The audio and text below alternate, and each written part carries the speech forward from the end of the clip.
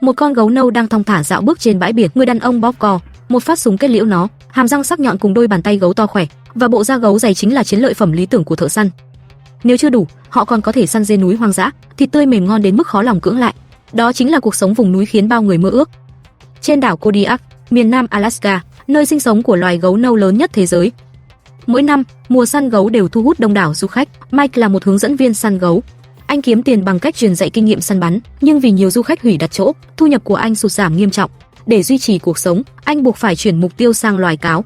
Trên hòn đảo này sinh sống một số loài cáo có kích thước khá lớn, bộ lông thượng hạng khiến chúng được các nhà sưu tầm săn đón. Giá trị của chúng gấp 3 lần cáo thường. Mỗi khi thủy triều rút, cáo sẽ ra bãi biển tìm kiếm thức ăn. Sau một hồi quan sát, Mike nhanh chóng phát hiện một con cáo bạc vừa chui ra khỏi rừng cây. Anh lập tức giương súng, muốn hạ gục trong một phát, khoảng cách phải dưới 100 mét. Tiếng súng vang lên nhưng anh đã bắn trượt. Nhìn con cáo bỏ chạy, anh bắn thêm một phát nữa nhưng vẫn không trúng đích. Cuối cùng chỉ còn biết bất lực nhìn nó trốn thoát. Mike vô cùng tiếc nuối. Anh quyết định đổi địa điểm để thử vận may. Trên đường đi, anh phát hiện một hàng dấu chân còn mới, nhận ra lũ này cực kỳ xảo quyệt. Việc chủ động truy đuổi gần như vô ích. Cách tốt nhất chính là phục kích. Mike liền chặt một số bụi cây, dùng chúng dựng thành một bức chắn. Do chiều cao của cáo khá thấp nên không thể nhìn thấy động tĩnh phía sau chướng ngại. Sau đó anh lấy còi, giả tiếng thỏ bị thương kêu cứu. Khúc bi ai này vang lên chói tai giữa vùng hoang dã tĩnh lặng, cũng chính là khúc tử thần của loài cáo, khiến chúng sẵn sàng chạy hàng dặm để lao vào chỗ chết. Mike chỉ vừa thổi còi một lần, trong tầm mắt đã xuất hiện một con cáo. Nó từ từ tiến lại gần hơn. Con cáo quả nhiên không phụ kỳ vọng, lao thẳng tới nhưng bất ngờ lại dừng bước, dường như nó linh cảm có điều gì đó không ổn. Mike sao có thể bỏ lỡ cơ hội hiếm hoi này. Anh nhanh chóng điều chỉnh tư thế và liên tục bóp cò. Con cáo trúng đạn nhưng chưa gục ngay, nó vùng vẫy bò ngược về phía bụi rậm. Mike tiến lại kiểm tra tình hình. Trên nền tuyết có thể thấy những vệt máu. Anh lần theo dấu vết từng bước áp sát, cuối cùng tìm thấy con cáo đã chết. Đó là một con cáo bạc tuyệt đẹp. Mike túm cổ nó nhấc lên, rồi kéo ra khỏi bụi rậm và ném xuống đất. Anh dùng dây trói một chân sau của nó, sau đó treo con cáo lên cây. Ánh sáng ban ngày đã không còn nhiều, cần tranh thủ lột da càng sớm càng tốt. Động tác của anh vô cùng thuần thục, chẳng bao lâu bộ da nguyên vẹn đã được lột ra. Thế là $200 đã chắc trong tay.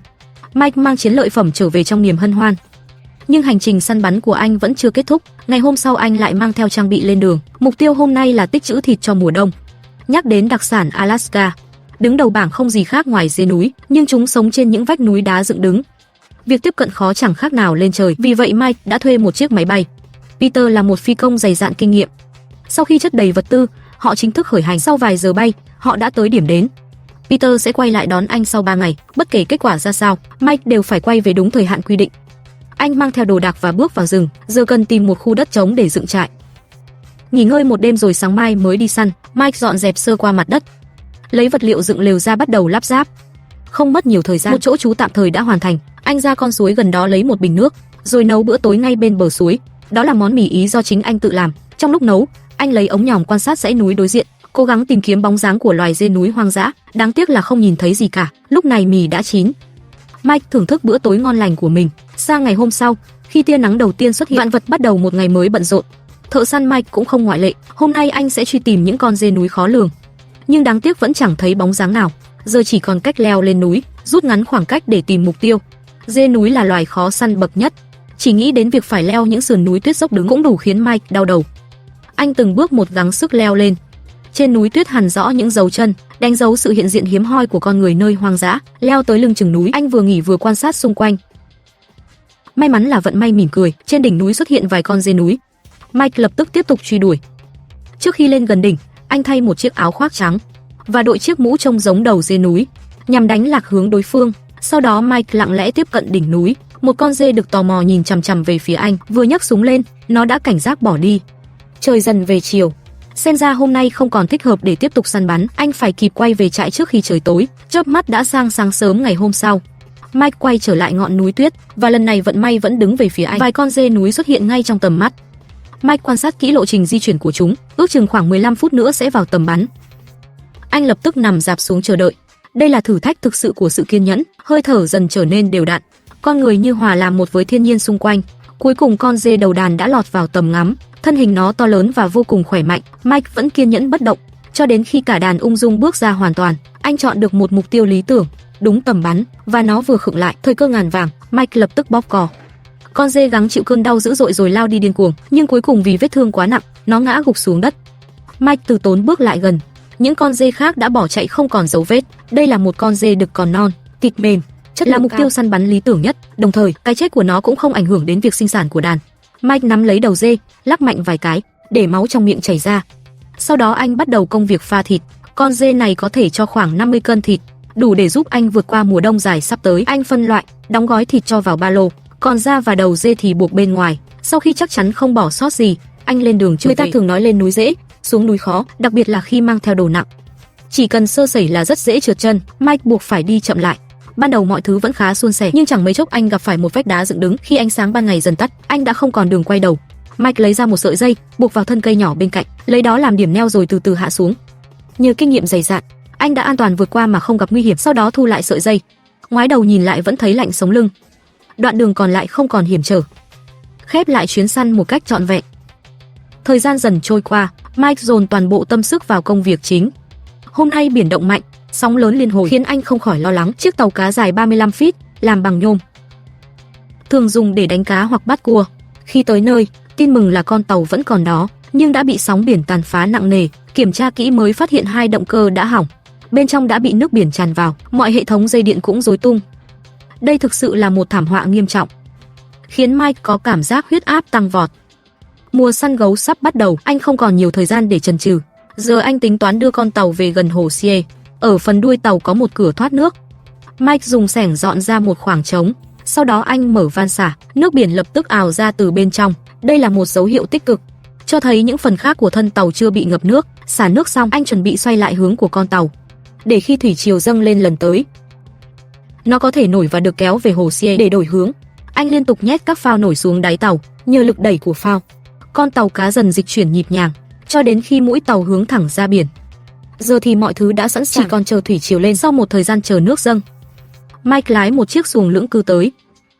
Mức chiều hiện tại vẫn chưa đủ cao, nhưng anh quyết định không chờ thêm nữa và thử kéo tàu bằng chiếc xuồng nhỏ. Trước đó nó chỉ từng được dùng để kéo thùng gỗ, liệu có hiệu quả hay không vẫn là ẩn số. Khi xuồng từ từ tiến lên, sợi dây bắt đầu căng ra, ngay sau đó vang lên những tiếng kéo kẹt. Chiếc xuồng đã dốc hết sức lực, nhưng con tàu cá vẫn không nhúc nhích. Rõ ràng cách này hoàn toàn không khả thi. Để tìm người hỗ trợ, Mike chấp nhận bỏ ra số tiền lớn mua 3 thùng nhiên liệu. Mọi người trước tiên chuyển các thùng nhiên liệu lên bờ, rồi bắt đầu thử giải cứu con tàu.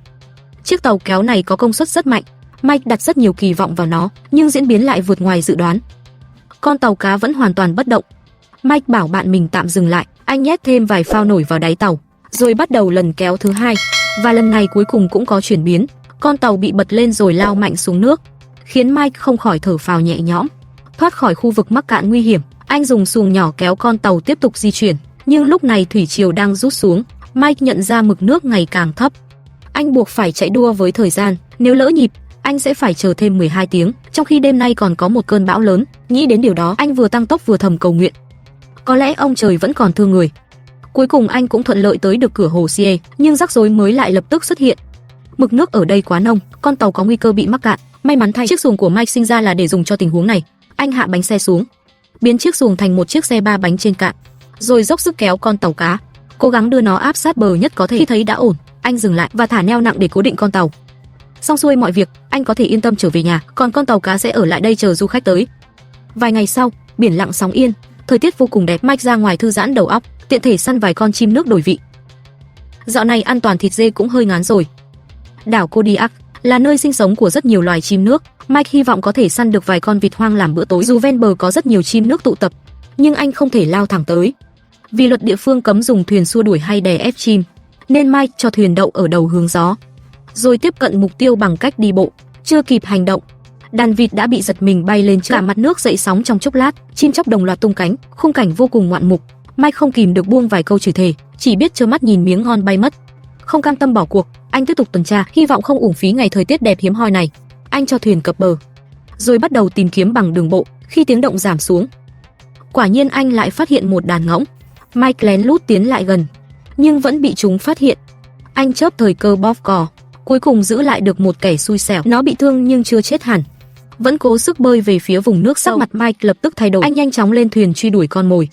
Mike không thể chấp nhận để con vịt đã tới miệng lại vụt mất. Anh liên tục quan sát bằng ống nhòm, nhưng chỉ thấy vài con chim biển vụt bay qua, con mồi vừa bị thương đã biến mất. Trong lòng anh dấy lên một sự cảm chẳng lành, không cam tâm, Mike tiếp tục rà soát xung quanh và quả nhiên anh đã tìm thấy nó. Thấy con ngỗng vẫn chưa chết hẳn, Mike lập tức bắn thêm một phát.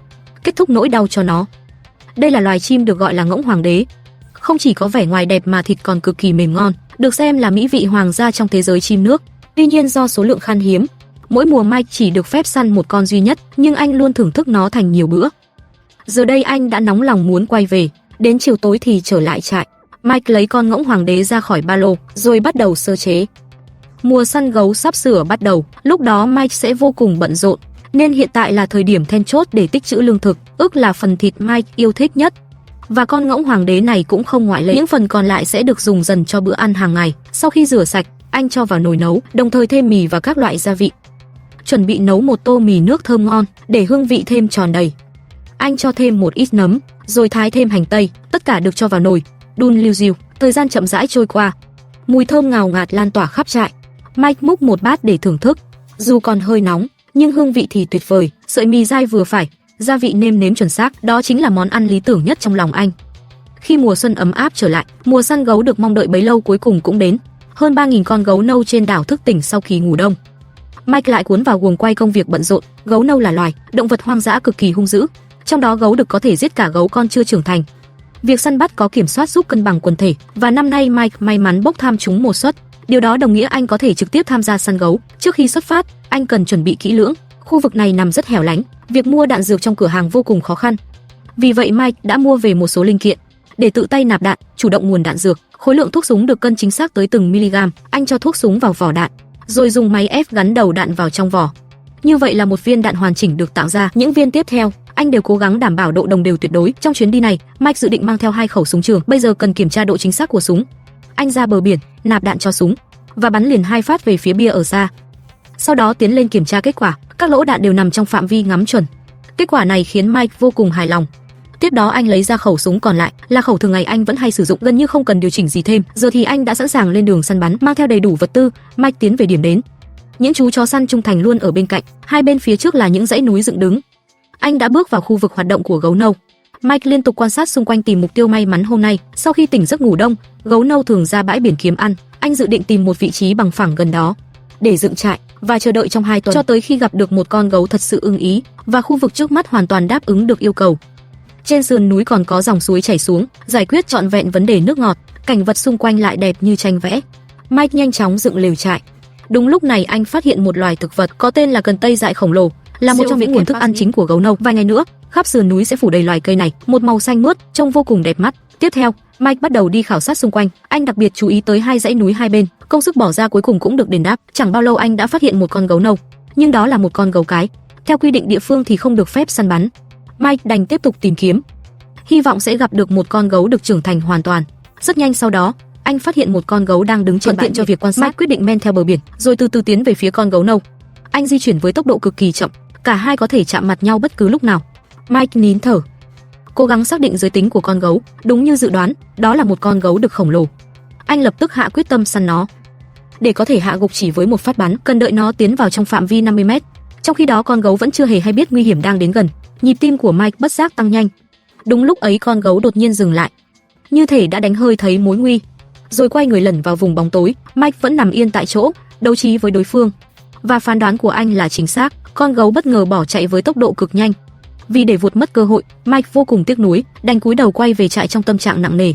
Cứ thế một tuần lặng lẽ trôi qua, Mike không gặp thêm con mồi nào khiến anh hài lòng. Hôm nay anh quyết định mở rộng phạm vi tuần tra. Đi được một đoạn, anh phát hiện dấu vết của gấu nâu. Mike lấy ống nhòm ra quan sát. Trên sườn núi giữa chừng, một con gấu cái đang dẫn theo 3 con gấu con. Việc nuôi cùng lúc 3 con non là điều rất hiếm gặp. Mike không khỏi dừng lại quan sát thêm vài giây, rồi anh tiếp tục lên đường. Ra bãi biển ngồi xuống quan sát tiếp. Và lần này cuối cùng cũng có phát hiện. Trong tầm mắt xuất hiện một con gấu nâu khổng lồ, phần mông to và rộng, dấu hiệu điển hình của gấu đực, cũng chính là mục tiêu lý tưởng mà Mike chờ đợi bấy lâu. Anh lập tức bắt đầu hành động, chuẩn bị chặn đường nó phía trước. Địa hình dọc đường vô cùng hiểm trở, nhưng niềm khao khát trong cho anh đủ dũng khí vượt qua mọi khó khăn, dù có phải đánh đổi bằng một cái chân gãy cũng không chùn bước. Không hiểu vì sao trên núi bỗng nổi lên gió lớn, Mike đứng bên mép vực mà tim đập thình thịch, thậm chí không dám nhìn thẳng xuống phía dưới. Nhưng tên đã lên dây, anh buộc phải tiếp tục và hoàn thành canh bạc sinh tử này. Sau bao vất vả gian nan, cuối cùng anh cũng an toàn xuống được bãi biển. Sau quãng thời gian dài như vậy, con gấu nâu có thể đã rời khỏi khu vực này. Giờ tất cả phụ thuộc vào vận may của Mike. Trên bãi biển tụ tập khá nhiều chim nước, chúng kêu líu ríu không ngừng. Kinh nghiệm mách bảo Mike nhìn về hướng đó. Quả nhiên anh đã thấy con gấu nâu mà anh mong chờ đang lặng lẽ tiến lại. Nó cúi đầu bên bờ đối diện, mải mê thưởng thức hải sản. Lúc này mức cảnh giác của nó khá thấp, nhưng Mike vẫn không dám chủ quan. Anh bò thấp người, di chuyển tới dưới một gốc cây lớn. Khoảng cách này vừa khít trong tầm bắn. Mike nâng súng lên ngắm, trong khi con gấu vẫn tiếp tục tiến lại gần. Điều đó đồng nghĩa với tỷ lệ thành công ngày càng cao. Khi con gấu dừng lại, Mike lập tức bóp cò. Cả bãi biển bỗng chốc náo loạn, chim chóc bay tán loạn. Còn con quái thú khổng lồ đã nằm bất động trên cát. Mike chậm rãi tiến lại, không dám lơ là dù chỉ một giây, để chắc chắn nó đã chết hẳn. Anh nhặt một hòn đá ném về phía nó, thấy không còn bất kỳ phản ứng nào, Mike mới hạ súng xuống và lặng lẽ ngắm nhìn chiến lợi phẩm trước mắt.